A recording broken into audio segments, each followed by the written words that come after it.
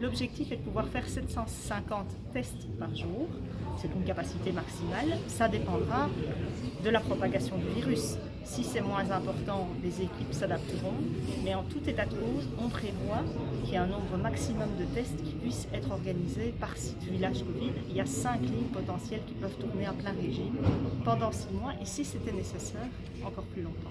Ici, l'objectif, c'est vraiment d'avoir un outil spécifique pour les asymptomatiques et peu symptomatiques. C'est un outil en plus qui existe, qui est une corde de plus à notre arc, pour pouvoir permettre à des gens qui ne savent pas vraiment, s'ils ne sont pas dans un état si malade que pour pouvoir aller chez leur médecin, mais qui peuvent rapidement venir se faire tester et avoir aussi des résultats plus rapides, puisqu'on a renforcé les moyens des laboratoires qui donnent maintenant des résultats dans les 24 heures.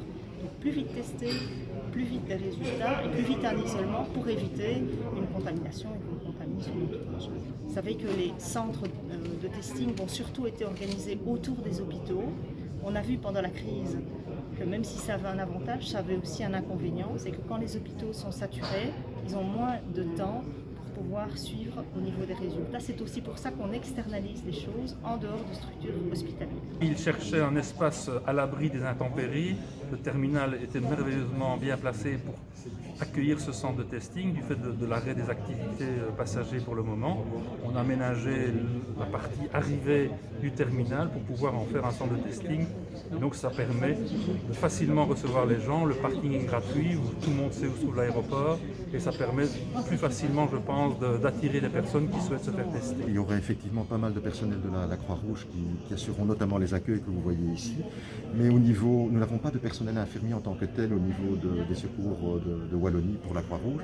Donc la Croix-Rouge va appointer des infirmiers ou des infirmières indépendants pour assurer le service. Mais ce sera bien la Croix-Rouge qui va sélectionner les profils. Le concept est très efficace parce qu'il est extrêmement souple aussi, il permet de s'adapter.